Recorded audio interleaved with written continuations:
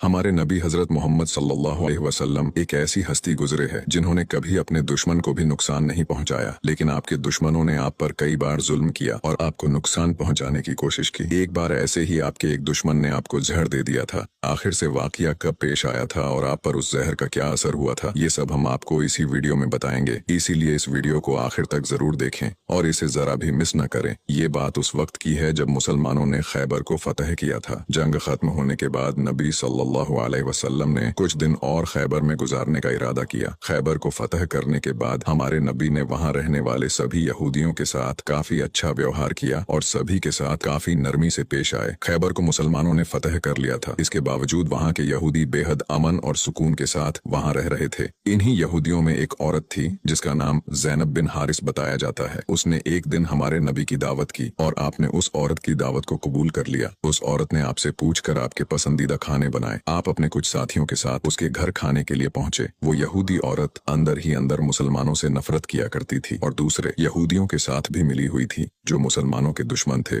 उस औरत ने खाने में पेश होने वाले बकरी के गोश्त में जहर मिला दिया था। जब जहर से भरे उस गोश्त को आपके सामने पेश किया गया और आपने खाने के लिए एक निवाला उठाया और अपने मुंह में रखा तो आप समझ गए कि इसमें जहर मिला हुआ है। आपने तुरंत अपने साथियों को खाना खाने से रोक दिया और कहा कि इसमें जहर मिला हुआ है, लेकिन अफसोस कि आपके कुछ साथी उस वक्त तक कुछ गोश्त खा चुके थे जिसकी वजह से उनकी शहादत हो गई। कहा जाता है कि जहर के बारे में हमारे नबी को उस जहर की बोटी ने ही खबरदार किया था। इस वाक़ये के बाद उस औरत के साथ साथ उसके सभी साथियों से पूछताछ की गई तो उन्होंने न सिर्फ अपना गुनाह कबूल किया बल्कि ये भी कहा कि हमने आपके साथ ये इसलिए किया क्योंकि हम ये देखना चाहते थे कि आप अल्लाह के सच्चे नबी हैं या नहीं। अगर आप अल्लाह के सच्चे नबी हैं तो इस जहर का आप पर असर नहीं होगा और अगर आप अल्लाह के नबी नहीं हैं तो हमें आपसे छुटकारा मिलेगा। ये बात तो सब जानते हैं कि हमारे नबी ने कभी किसी से बदला नहीं लिया, जबकि आप पर कई बार बहुत जुल्म किया गया जिसके बारे में कोई सोच भी नहीं सकता। लेकिन जब उस जहर की वजह से आपके सहाबा की शहादत हुई थी तो कानून के मुताबिक उस औरत को भी कत्ल कर दिया गया। लेकिन कुछ रिवायतों में आता है कि उस औरत ने खुदकुशी कर ली थी। वही कुछ रिवायतों में कहा जाता है कि उस औरत को माफ कर दिया गया था। इस बारे में कई मुफस्सरीन अपनी अलग अलग राय रखते हैं। एक हदीस में हजरत आयशा फरमाती है कि जब नबी सल्लल्लाहु अलैहि वसल्लम की जिंदगी के आखिरी दिन चल रहे थे और आप बीमार रहा करते थे, उस समय आप कहा करते थे कि खैबर में जो मैंने जहर से मिले हुए गोश्त का टुकड़ा खाया था उसका दर्द मैं आज भी महसूस कर सकता हूँ। ये बात कई किताबों से साबित है कि उस जहर का असर हमारे नबी के आखिरी दिनों में देखा गया था और इसी जहर के असर ने आपकी वफात में एक अहम किरदार अदा दिया था।